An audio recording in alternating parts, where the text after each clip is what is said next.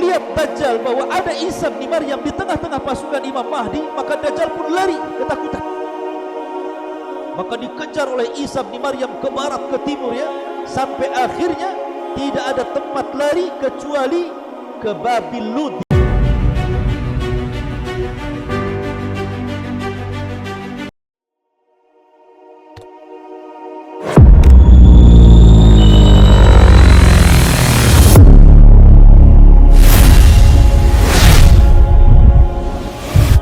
Ketika Dajjal sudah mulai menyebar fitnahnya, maka Dajjal pun terus berkeliling dunia selama 40 hari.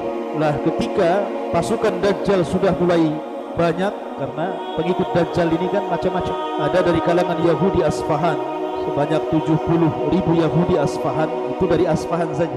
Belum lagi Yahudi-Yahudi tempat lain yang bergabung. Kemudian orang-orang jahil dari kalangan orang-orang Arab. Kemudian orang-orang Turk, bukan Turki. Turk itu orang-orang yang mukanya seperti muka orang-orang Asia, bulat-bulat, sipit-sipit gitu, seperti orang Mongolia, orang Tatar dan yang lainnya. Itu menjadi para pengikut Dajjal.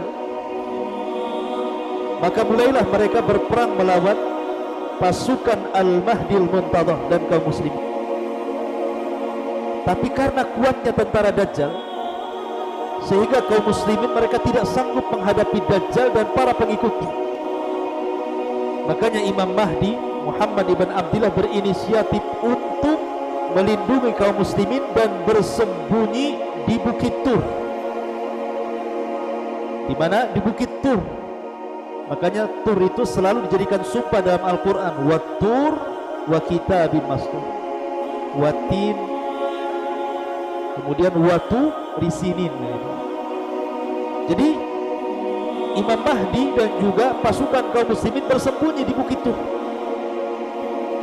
Ketika Dajjal dan para pengikutnya mengetahui bahwa Imam Mahdi bersembunyi di Bukit Tur, maka mereka pun datang dan mengepungnya. Dikepunglah kaum muslimin yang berada di Bukit Tur itu berhari-hari. Sampai-sampai dalam hadis Nabi SAW dijelaskan, kepala kerbau itu lebih berharga dibandingkan 100 dinar, dibandingkan 100 dinar. Dinar itu emas. Karena yang mereka butuhkan bukan emas, yang mereka butuhkan makanan. Mereka kelaparan karena dikepung Dajjal masalahnya. Tetapi ketika mereka kemudian kelamaan berada di Bukit Tur, lama-lama mereka bisa mati kelaparan. Akhirnya kemudian keputusannya, ini akhwat tuh banyak yang ngobrol di belakang. Siapa yang ngobrol? Jangan ngobrol. Kalau ngobrol keluar saja. Jadi ketika itu, maka Isa bin Maryam belum turun, karena ketika itu kaum muslimin dipimpin oleh Imam Mahdil Muntadhar. Jadi terpaksalah mereka mengatakan, kita kalau tetap berada di bukit ini, maka kita akan mati kelaparan. Daripada mati kelaparan, lebih baik kita jihad, walaupun kita harus mati di tangan Dajjal dan para pengikutnya, itu lebih mulia dibandingkan mati kelaparan. Makanya kemudian Imam Mahdi berinisiatif bahwa besok setelah sholat fajar kita akan bergerak ke bawah, apapun yang terjadi. Maka mereka pun di malam hari mereka tidur dengan nyenyak sekali untuk mempersiapkan peperangan besok. Ketika datang di waktu fajar, maka salah seorang di antara mereka pun azan. Setelah azan sebelum qomat, tiba-tiba langit gelap. Bahkan seseorang tidak bisa melihat telapak tangannya saking gelapnya. Nah ketika itu tiba-tiba melihat ke langit, ada cahaya dari langit keluar. Rupanya Isa bin Maryam turun diapit dengan 2 malaikat, di mana rambutnya basah seperti habis mandi, dan dia memiliki nafas sejauh mata memandang, yang kalau terkena orang kafir langsung mati orang kafir. Jadi turunlah Isa bin Maryam dan menemui kaum muslimin yang ada di Bukit Tur sebelum qomat. Lah kaum muslimin yang ada di Bukit Tur tahu bahwa Isa bin Maryam telah turun karena membaca hadis-hadis Nabi SAW dan ciri-cirinya. Makanya Imam Mahdi kemudian mempersilahkan, setelah kemudian dikomatkan, Maka Imam Mahdi meminta Isa untuk menjadi imam. Taqaddam ya ruhallah, majulah wahai ruh Allah, jadilah imam untuk kami. Tetapi Isa bin Maryam menolak dan mengatakan, setiap kaum punya amir, aku tidak layak. Kaulah yang menjadi imam, aku yang menjadi makmum. Dari sini maka Isa mengikuti syariat Nabi SAW. Dia tidak jadi imam. Takrimatullah ala hadil ummah, sebagai kemuliaan dari Allah untuk umat Islam, bahwa umat Islam tidak boleh disolati kecuali oleh orang Islam. Lah ketika selesai solat, dan ini ada faedahnya ya, kenapa Isa turun, ada faedahnya satu. Isa turun itu untuk membantah orang-orang Nasrani yang mengatakan dia anak Tuhan. Kalau memang dia anak Tuhan, atau dia satu di antara tiga Tuhan, atau dia Tuhan, kenapa dia sholat di belakang Imam Mahdi? Bukankah Tuhan disembah, bukan nyembah? Yang kedua, membantah orang-orang Yahudi yang mengatakan sudah membunuh Isa bin Maryam. Maka Isa mengatakan, aku masih hidup, aku tidak dibunuh, aku tidak disalib. Dan sebagai bentuk pengabulan doa Isa bin Maryam untuk berjumpa dengan Nabi akhir zaman, dan Allah kabulkan dia berjumpa dengan Rasul dalam peristiwa Isra Mi'raj di langit kedua, di mana Rasul berjumpa dengan Isa dan Yahya di langit kedua. Itu faedah kenapa Isa turun ke bumi. Ma'asyiral muslimin wal muslimat, santri ikhwan dan akhwat yang dimuliakan Allah Azza wa Jalla. Setelah kemudian selesai sholat, maka Isa membariskan pasukan kaum muslimin yang siap bertempur. Lah ketika itu Isa mengusap wajah-wajah para pasukan, dan Isa menyebutkan kedudukan mereka di sorga. Subhanallah, tidak ada manusia yang lebih bahagia kala itu di permukaan bumi kecuali orang-orang yang diusap wajahnya oleh Isa. Kenapa? Karena bukan dijanjikan masuk sorga, tapi dijanjikan derajat mereka di sorga. Artinya mereka pasti masuk sorga. Kemudian Isa mengatakan kepada pasukan dengan tiga pilihan. Kata Isa, kalian tidak perlu turun memerangi Dajjal dan para pengikutnya. Cukup, aku akan berdoa untuk dibangkitkan pasukan yang bukan kalian. Pasukan itu yang menghancurkan Dajjal dan para pengikutnya. Dua, atau aku berdoa kepada Allah agar diturunkan bencana kepada Dajjal dan para pengikutnya, biarlah Allah yang menghancurkannya. Atau tiga, kita berperang, aku yang akan memimpin kalian, dan aku jamin pasukan Dajjal tidak akan mampu mengangkat pedang mereka, sehingga kau tinggal tebas saja. Pilih yang mana? Maka kata pasukan Imam Mahdi, kami memilih yang ketiga, kami ingin perang. Akhirnya kemudian turunlah pasukan Al-Mahdi dipimpin oleh Isa dan Imam Mahdi, turun dari Bukit Tur. Mereka pun berperang habis-habisan melawan tentara Dajjal yang sudah dilemahkan oleh Allah Subhanahu wa Ta'ala. Melihat Dajjal bahwa ada Isa bin Maryam di tengah-tengah pasukan Imam Mahdi, maka Dajjal pun lari ketakutan. Maka dikejar oleh Isa bin Maryam ke barat, ke timur ya, sampai akhirnya tidak ada tempat lari kecuali ke Babil Lud yang ada di Israel. Maka Dajjal pun lari ke Babil Lud. Maka ketika kemudian Isa bin Maryam mengejar Dajjal sampai ke Babil Lud, maka Dajjal seperti garam yang dimasukkan ke dalam air meleleh. Maka Isa bin Maryam pun mengambil tombaknya dan mengatakan, kali ini kau tidak akan meleset. Maka Isa pun kemudian menombakkan di lehernya sehingga terpisah kepala dan badannya. Ketika melihat Dajjal sudah mati, kepalanya sudah di tangan Isa bin Maryam, dan diperlihatkan kepada pasukannya yang begitu banyak, semua ketakutan. Karena orang yang dianggap Tuhan selama ini meninggal dunia, sehingga mereka ketakutan, sehingga kaum muslimin tinggal nebas saja, sehingga mereka banyak yang lari tunggang langgang, tidak sanggup melawan tentara Imam Mahdi. Sebagian mereka sembunyi di batu. Di sini Allah takdirkan batu bisa bicara. Hei muslim, ini loh orang kafir di belakang saya, bunuh dia, kata. Sembunyi di mana saja, di balik pohon-pohon bicara. Kata pohon, hei mukmin, ini orang Yahudi di belakang saya, bantai dia. Semua sembunyi di tong sekalipun kan, kamu bisa bicara nanti. Tong kosong dari bunyi.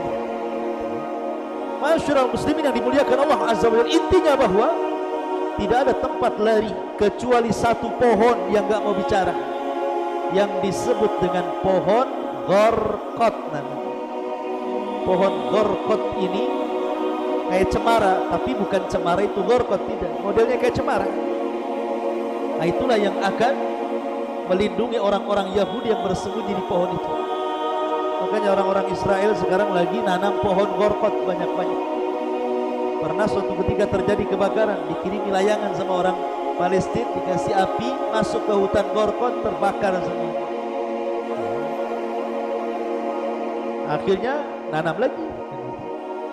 Masyarul muslimin yang dimuliakan Allah Azza wa Jalla, intinya bahwa Isa bin Maryam berhasil membunuh Dajjal, dan pasukan Al-Mahdi pun berhasil mengalahkan pasukan Dajjal, sehingga mereka kocar kacir, korat karit, dan tunggang langgang, entah kemana mereka pergi. Maka setelah Dajjal meninggal, maka setelah itu Imam Mahdi meninggal dunia. Imam Mahdi hanya 7 tahun, ada yang mengatakan 9 tahun dia meninggal dunia. Kemudian digantikan oleh Isa bin Maryam. Kata Nabi, tidak ada kehidupan yang lebih mulia, yang lebih berkah, yang lebih senang dibandingkan ketika Isa hidup di tengah-tengah manusia.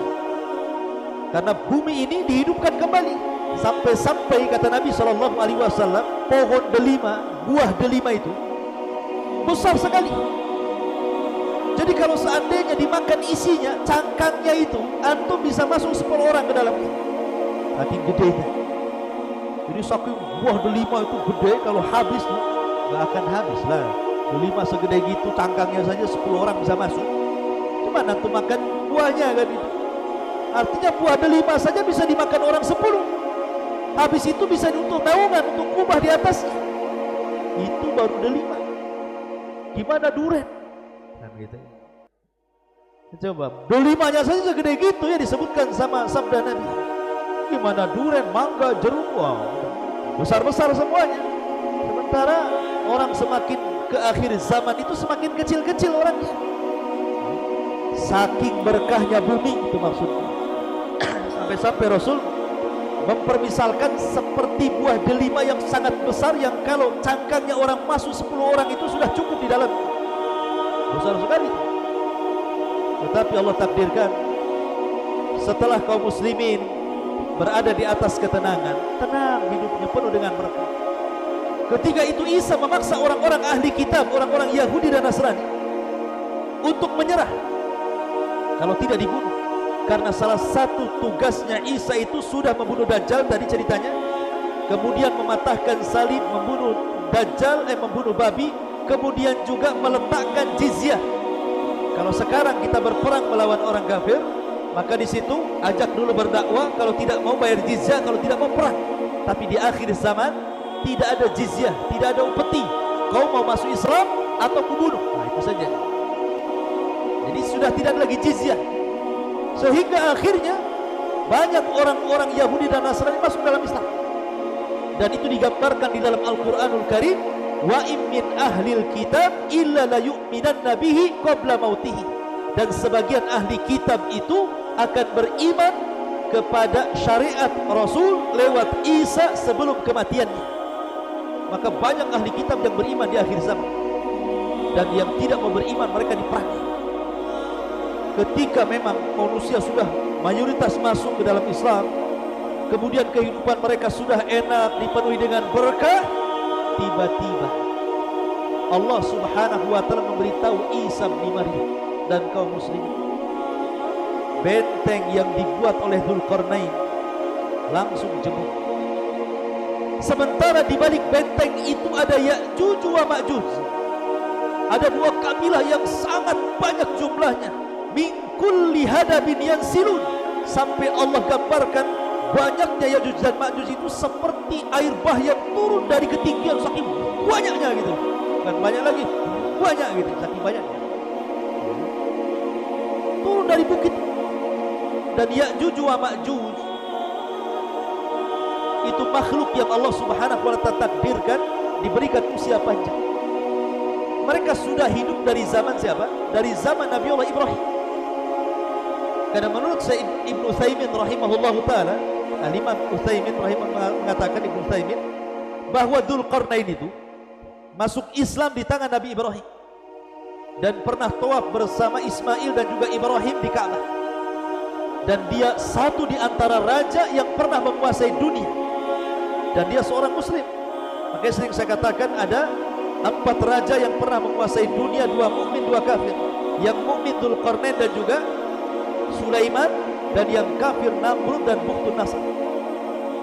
Lah Dzulqarnain ini sejak zaman Dzulqarnain, suatu ketika Dzulqarnain itu menurut Abdullah bin Abbas radhiyallahu anhu, karena orang dulu kan panjang-panjang usianya, dia keliling dunia selama 500 tahun, dari ujung selatan ke ujung utara, dari ujung barat sampai ke timur, untuk berdakwah saja, memperbaiki manusia, sampai akhirnya Dzulqarnain sampai di sebuah tempat yang bahasanya nggak bisa dipahami, sehingga Dzulqarnain itu harus berkomunikasi mereka dengan 10 penerjemah baru paham maunya gitu. Jadi maksudnya 10 penerjemah begini, dari bahasa Jawa diterjemahkan ke bahasa Sunda, dari bahasa Sunda diterjemahkan ke bahasa Batak, bahasa Batak diterjemahkan ke bahasa Madura, diterjemahkan ke bahasa Padang, diterjemahkan ke bahasa Alor gitu ya, orang Flores, terjemahkan sampai ke 10 bahasa baru paham Dzulqarnain. Oh iya, maunya kalian saya tahu. Rupanya kaum ini mengatakan bahwa mereka setiap tahun diserang oleh 2 kabilah Ya'juj dan Ma'juj. Maka tolonglah wahai Dzulqarnain, buatkanlah benteng untuk kami supaya mereka tidak bisa lagi menyerang kami. Maka oleh Dzulqarnain dibuatlah benteng di antara 2 bukit setinggi bukit itu, dan Allah takdirkan Ya'juj dan Ma'juj tidak bisa keluar dari bukit itu. Karena di benteng, bentengnya di mana? Allahu a'lam. Ada yang mengatakan sebelah utara Cina, ada yang mengatakan itu bentengnya, benteng apa itu di Cina itu, tembok. Karena di Cina itu kan benteng Cina itu, ada yang tidak, itu bukan itu. Karena benteng Ya'juj dan Ma'juj tidak bisa dihancurkan, itu pernah hancur. Apalagi benteng Takashimura ya. Masyarul muslimin yang dimuliakan Allah Azza wa Jalla, intinya bahwa Ya'juj dan Ma'juj ini terkurung di benteng itu beratus-ratus tahun sejak zaman Nabi Ibrahim, dan akan dijebol bentengnya itu nanti di akhir zaman, di masa Isa bin Maryam sedang berada di atas kebaikan bersama kaum muslimin. Tiba-tiba Allah wahyukan kepada Isa bahwa benteng Ya'juj Ma'juj telah hancur, dan keluarlah kabilah, 2 kabilah besar Ya'juj dan Ma'juj. Mereka tidak bisa diperangi dan tidak bisa dibunuh. Memerangi kaum yang tidak bisa diperangi dan tidak bisa dibunuh karena banyaknya. Berapa sih banyaknya? Kenapa mereka tidak bisa diperangi? 1 lawan 999. Kira-kira menang gak antum kalau 1 orang dikeroyok oleh 999? 2 orang aja KO, apalagi 999 kan gitu. Jadi bandingan kita dengan Ya'juj itu, Ya'juj dan Ma'juj itu. Jadi kalau kita memerangi Ya'juj dan Ma'juj, kita sendiri melawan 999 dari Ya'juj dan Ma'juj. Siapa yang akan menang? Gak akan menang itu.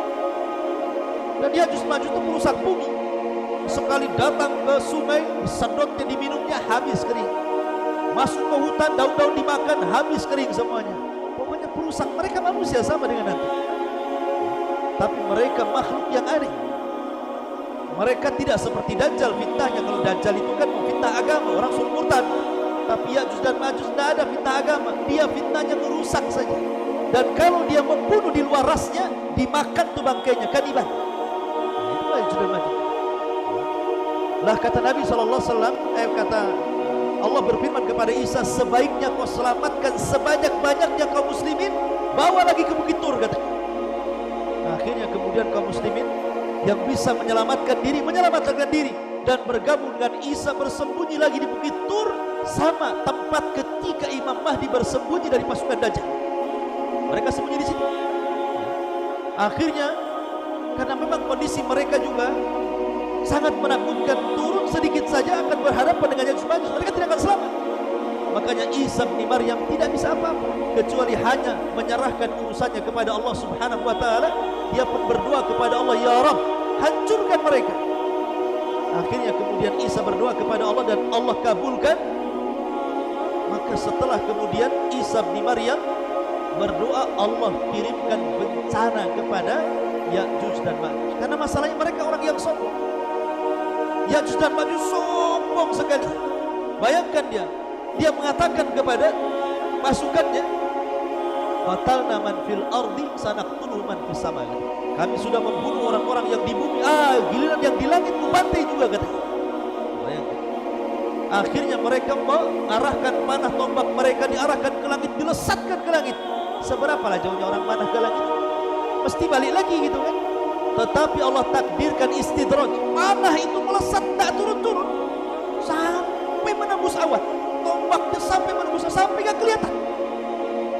Padahal Allah hendak memberikan ujian kepada Ya'juj. Allah sedot panah-panahnya sampai ke langit. Kemudian Allah buat ada lumuran darah di ujung-ujungnya, kemudian dibalikan ke bumi. Dikiranya darah-darahnya orang-orang yang ada atau malaikat-malaikat yang ada di langit. Padahal itu istidraj, tipuan Allah Subhanahu wa taala. Fayakiduna kaida. Mereka hendak menipu Allah. Allah itu lebih hebat makarnya. Wa yamkuruna wa yamkurullahu wallahu khairul makirin. Allah lebih hebat makarnya dibandingkan mereka. Kembalikan tuh panah tombaknya. Langsung mereka makin sombong. Sekarang sudah tidak ada lagi musuh kami. Yang di bumi sudah habis, yang di langit sudah habis. Mana lagi katanya kan? Karena kesombongan itulah ketika mereka sedang yakin. Allah kirimkan nagaf. Dalam riwayat Bukhari Allah kirimkan nagaf. Nagaf itu ulat. Ulat di mana-mana. Ulat bukan ulat. Ulat di mana-mana, dan ulat itu kemudian menggigit tengkuknya. Tengkuk sebelah sini digigitnya dan dia bisa masuk ke dalam kepalanya. Ketika satu Ya'juj wa Ma'juj pemimpinnya mati, maka sama dengan orang yang mematikan gardu listrik. Sekali mati, mati semua. Kayak tadi mati kan? Mati semua. Satu mati, mati semua. Bukan ini dulu mati, besoknya ini, lusanya ini, minggu depan ini. Enggak. Ketika satu pimpinannya mati oleh nagaf itu, semua mati. Coba antum bayangkan berapalah bangkainya Ya'juj dan Ma'juj. Setiap satu jengkal di bumi ada bangkai. Yang untung siapa? Yang untung binatang pemakan bangkai. Gemuk-gemuklah dia, makan sama binatang. Dari situ Isa bin Maryam kewalahan. Ini bisa meracuni, membawa wabah. Kalau bangkai tidak dikuburkan, bisa bawa penyakit, wabah. Makanya Isa bin Maryam berdoa lagi, ya Allah bersihkan bumi dari jasad mereka. Akhirnya Allah kirimkan burung sebesar unta. Burung sebesar unta kemudian mengambil jasad itu, dilempar entah berantah kemana, dimatakan ke lautan.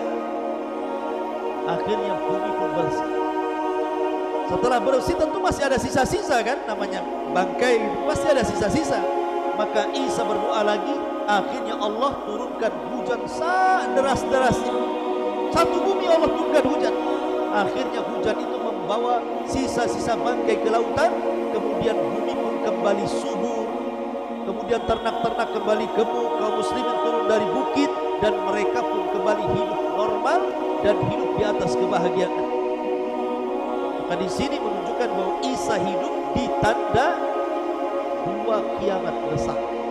Pertama Dajjal, yang kedua Ya'juj wa Ma'juj. Ma'asyiral muslimin wal muslimat, santri ikhwan dan akhwat yang dimuliakan Allah Azza wa Jalla. Maka selepas kejadian ini Isa hidup bersama kaum muslimin. Akhirnya Isa pun wafat. Mulailah kaum muslimin karena Isa wafat, mulai mereka jadi jahat lagi. Yang tetap beriman, yang jahat jadi jahat lagi, yang kufur jadi kufur lagi. Ini ujian. Maka selepas itu karena sudah tidak ada lagi yang membimbing mereka, Imam Mahdi sudah meninggal, Isa sudah meninggal, maka kaum muslimin terbagi belah menjadi dua. Ada yang tetap mukmin, ada yang kemudian jadi kafir lagi, yang jahat jadi jahat. Akhirnya Allah Subhanahu wa taala ingatkan mereka dengan cara apa? Dikirimnya dukhan itu asap gelap dari langit. Dikirim dukhan. Makanya Allah Subhanahu wa taala disebutkan dalam Al-Qur'an ada namanya suratul dukhan. Ada namanya surah Ad-Dukhan. Nah, surah Dukhan ini salah satu tanda dari tanda-tanda kiamat besar. Allah ingin menyadarkan mereka yang kufur agar kembali ke beriman. Tetapi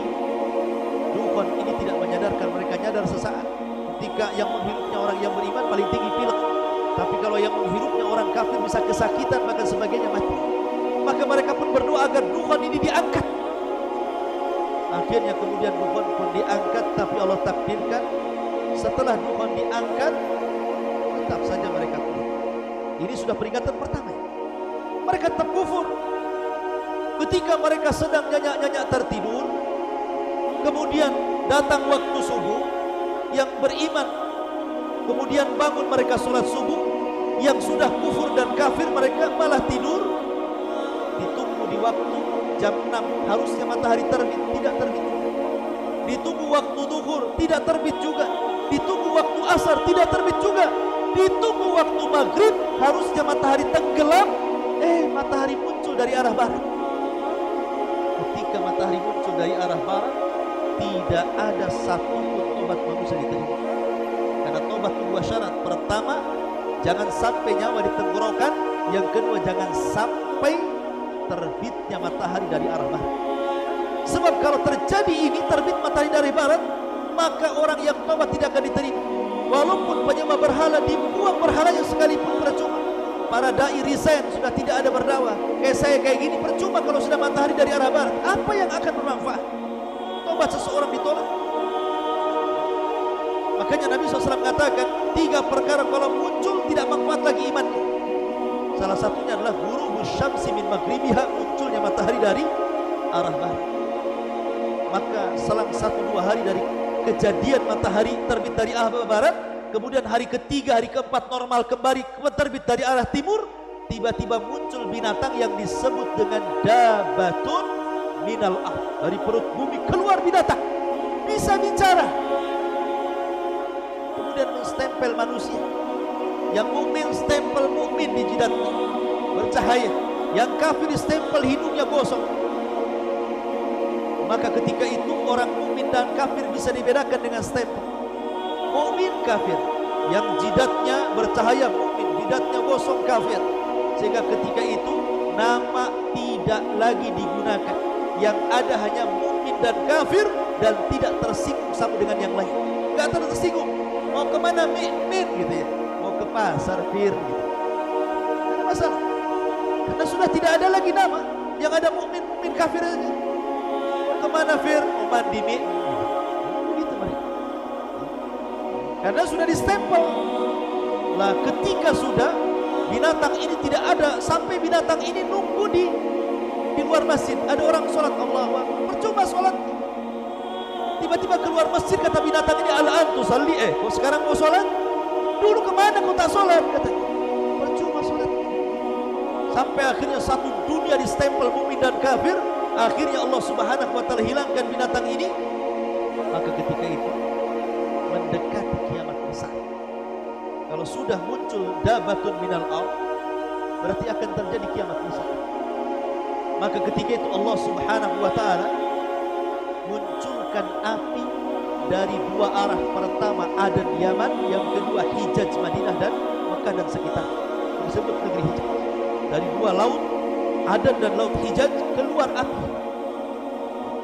Dan api ini menggiring manusia. Setiap yang kena api terbakar, tapi tidak membakar manusia, hanya menggiring saja. Satu dunia digiringi oleh api itu. Sehingga akhirnya manusia meringsek-meringsek, akhirnya menghindari api. Tidak sadar akhirnya mereka pun sampai di Syam. Satu dunia akan kumpul di Syam. Setelah mereka ada di Syam, dikelilingi api. Mereka tidak bisa kemana-mana. Nah disitulah Nabi SAW mengatakan, narun yakhruju min ardi Syam, min ardi adnin yutradun nas ila mahsyarihin. Kata Rasul, api yang keluar dari perut Aden. Dan menurut penelitian NASA, memang di Aden Yaman itu ada vulkan di dalam, seperti sabda Nabi SAW. Jadi akhir zaman itu akan keluar vulkan itu, api yang sangat dahsyat dan seperti lahar kemana-mana gitu mengejar manusia. Sampai akhirnya mereka dikelilingi dan berada di Syam. Disitulah Allah kiamatkan manusia. Yang sebelumnya, sebelum ada api ini, Allah kirim angin dan mewafatkan setiap orang yang punya iman dalam hatinya walaupun sebiji dzar. Baru dikirimkan api, dikumpulkan manusia di Syam. Kata Nabi SAW, la taqumus sa'ah illa ala syiraril khalqi, tidak tegak hari kiamat kecuali di atas seluruh manusia. Disinilah Allah Subhanahu wa ta'ala gempakan bumi. Idza zulzilatil ardu zilzalaha. Di sini Allah Subhanahu wa ta'ala jatuhkan bintang-bintang dari langit. Wa idzal kawakibun tathara. Di sini Allah Subhanahu wa ta'ala lipat-lipat langit. Malaikat keluar. Wa futihatis sama fakanat abwaba. Pintu-pintu langit dibuka, malaikat keluar semuanya karena langit mau digulung oleh Allah Subhanahu wa ta'ala. Dan ketika itu Israfil meniupkan sangkakala pertamanya, maka terjadilah kiamat besar. Dan antara jarak Israfil tiupan pertama ke tiupan kedua itu 40 kata Abu Hurairah, tanpa menyebutkan 40 hari, 40 minggu, 40 bulan atau 40 tahun, wallahu alam, kata Abu Hurairah. Yang jelas bahwa kiamat ini terjadi selama 40. Disitulah dihancur-hancurkan. Sekarang antum bisa memandang lautan, tapi ketika kiamat kemana lautan pergi? Antum bisa memandang hutan-hutan Jabal Uhud yang begitu hijaunya gitu ya, walaupun sudah banyak ditebang di tengah-tengah. Nanti pada hari kiamat kemana tuh hutan-hutan sudah nggak ada. Antum bisa melihat malam-malam bintang yang bergelapan di atas langit dengan indahnya. Datang hari kiamat, bintang hilang, semua akan berjatuh. Dan bumi yang kita pijak akan diganti oleh Allah dengan bumi yang baru. Bukan bumi ini hilang kemudian bumi yang baru datang, bukan. Bumi iya tetap bumi ini, tetapi bentuknya dirubah dari bulat jadi terhampar. Yauma tubaddalul ardh ghairal ardi. Pada hari di mana bumi diganti dengan bumi yang baru, menjadi sebuah padang yang disebut dengan padang mahsyar.